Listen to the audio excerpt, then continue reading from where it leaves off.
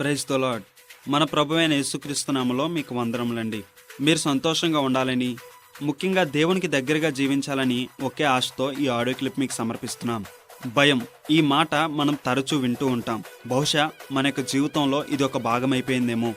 కొంతమంది ఉదయం లేచిన వెంటనే భయం, రాత్రి పండుకునేటప్పుడు భయం, వారి యొక్క జీవితం అంతా కూడా భయంగానే ఉందని వారు సెలవిస్తూ ఉంటారు. చూడండి, భయము ఎక్కడి నుంచి వస్తుందంటే అపవాది దగ్గర నుంచి అండి. అపవాది మనల్ని భయపెట్టాలని ప్రయత్నం చేస్తూ ఉన్నాడు. ఎందుకంటే అపవాదికి మనం ధైర్యంగా ఉండటం ఏమాత్రం కూడా ఇష్టం లేదు. దేవుని వాక్యంలో సెలవిస్తున్న రీతిగా పిరికివారు కూడా రెండవ మరణానికి పాత్రులు అవుతారు. కాబట్టి అపవాది మనల్ని ఏ విధంగా చేయాలని ప్రయత్నం చేస్తున్నాడంటే ఎప్పుడూ కూడా భయపడుతూ ఉండాలని వాడు ప్రయత్నం చేస్తూ ఉన్నాడు. కొంతమందికి ఇంటివారంటే భయం, కొంతమందికి వారి తోబుట్టువులంటే భయం, కొంతమందికి వారి తల్లిదండ్రులంటే భయం, కొంతమందికి వారి భర్త అన్నా, భార్య అన్నా, వారి ఇరుగు పొరుగు వారన్నా, ఎవరన్నా భయం భయం భయం. చూడండి, మనము దేవుని చేత సృజించబడి ఉన్నాం. మనం ఎంతో విలువైనటువంటి వారము. ఈరోజు మానవుని యొక్క విలువ మానవునికి తెలియటం లేదండి. నేను అందరిలాగే పుట్టి ఉన్నాను, నేను ఒక జంతువుతో సమానం అని అనేక సందర్భాల్లో మానవుడు తన గురించి అనుకోవటం చూస్తూ ఉంటాం. చూడండి, జంతువులకి మనకి చాలా వ్యత్యాసం ఉందండి. దేవుడు తన యొక్క స్వరూపంలో తన యొక్క పోలిక చొప్పున మనల్ని చేసుకుని ఉన్నాడు. మనము ఎంతో శ్రేష్టమైనటువంటి వారము. మన గురించి దేవుడు ఎన్నో తలంపులు కలిగి ఉన్నాడు. బహుశా నీ గురించి నీకు తెలియకపోవచ్చు, కానీ దేవుడికి నీ గురించి సమస్తము తెలుసు. దేవుడు నీ పట్ల కలిగి ఉన్నటువంటి ప్రణాళికలు, ఉద్దేశములు, ఆశీర్వాదాలు చాలా గొప్పవిగా ఉన్నాయి. కానీ ఎందుకు వాటిని నువ్వు స్వతంత్రించుకోలేకపోతున్నామంటే నీలో ఉన్న భయం, నీలో ఉన్నటువంటి అపనమ్మకం. నీవు దేవుణ్ణి నమ్మగలిగితే, దేవుని మీద నువ్వు ఆధారపడగలిగితే, తగిన సమయం కొరకు మనం కనిపెట్టగలిగితే మన యొక్క జీవితంలో గొప్ప గొప్ప దీవెనలు మనం చూడగలుగుతాం. నిబ్బరం కలిగి ధైర్యముగుండు, దిగులు పడకు, జడియకు ఎప్పుడు. నిబ్బరం కలిగి ధైర్యముగుండు, దిగులు పడకు, జడియకు ఎప్పుడు. నిన్ను విడువడు, నిన్ను మరువడు, ప్రభువే నీ తోడు. హల్లెలూయా, హల్లెలూయా. ఊరక నిలిచి ప్రభువు చూపే రక్షణ చూద్దాము. ఈ శత్రువులు ఇకపై ఎప్పుడు కనబడరన్నా. అపవాది అనేక సందర్భాల్లో మనల్ని భయపెడుతూ ఉంటాడు.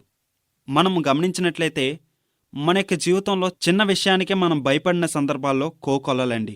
బహుశా ఈ మాటలు వింటున్నటువంటి మీరు మీ యొక్క హృదయంలో దేని గురించన్నా భయపడుతున్నారా? ఏ వ్యక్తి గురించన్నా భయపడుతున్నారా? ఏ సందర్భం గురించన్నా భయపడుతున్నారా? దయచేసి భయపడొద్దండి. ఈ మాట నేను చెప్పటం లేదు, పరిశుద్ధాత్మ దేవుడు చెప్తున్నాడు. భయపడొద్దు. భయపడటం వలన ఉరి వస్తుందండి. భయపడటం వల్ల ఆరోగ్యం పోతుందండి, అనారోగ్యం వస్తుందండి. దయచేసి భయపడి నీ జీవితాన్ని పాడు చేసుకోవద్దు. బహుశా భయపడటానికి ఇంకొక కారణం పాపమై ఉండొచ్చు. చూడండి, పాపము మనల్ని భయంకరమైనటువంటి భయానికి గురి చేస్తుంది. అందుకే అంటూ ఉంటారు కదా, పాప భీతి. పాపం వల్ల వస్తున్నటువంటి భయము. మనము తప్పు చేసినప్పుడు మన యొక్క జీవితం భయంతో నింపబడుతూ ఉంటుంది. నీతిమంతుడు సింహం వలె ధైర్యంగా ఉంటాడండి. తప్పు చేయని వారు ఎప్పుడు కూడా ధైర్యంగా ఉంటారు కదా.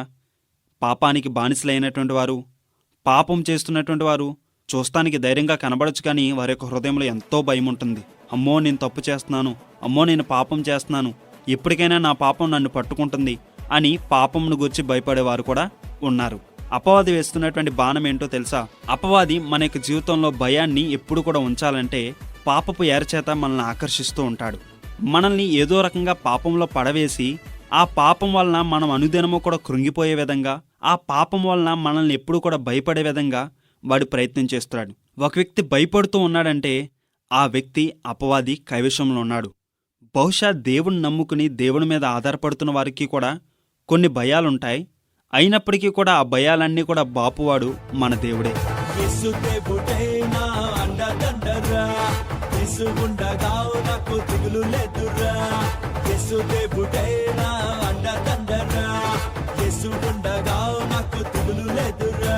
అరే ఎన్నాళ్ళు నాకున్న ఏకైక ఆధారం యేసే, యేసే, యేసే.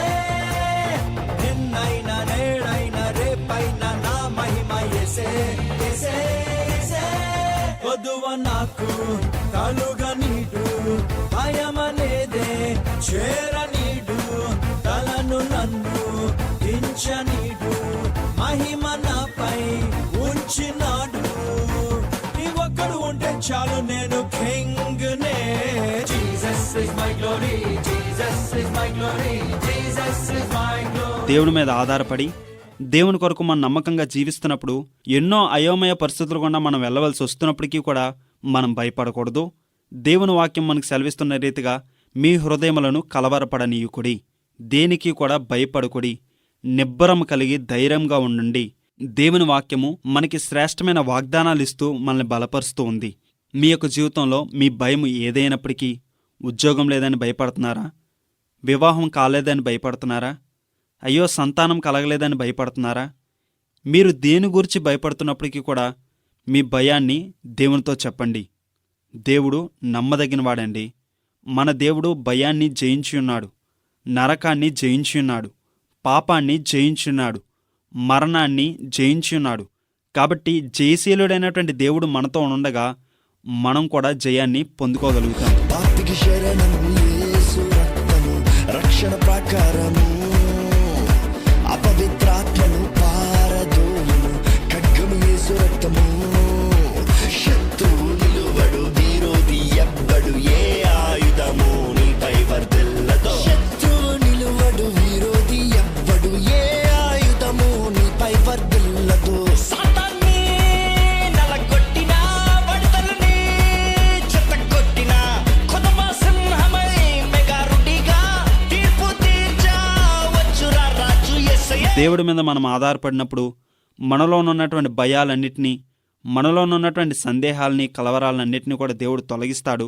మనము ధైర్యంగా ఆయన కొరకు నమ్మకంగా జీవించడానికి పరిశుద్ధాత్మ దేవుడు సహాయం చేస్తాడు. దేవుడు అటువంటి ధైర్యం కలిగినటువంటి జీవితాన్ని, శ్రేష్టమైనటువంటి జయ జీవితాన్ని మీకు అనుగ్రహించునుగాక. ఆమేన్. యేసు రక్తమే, సిలువ రక్తమే,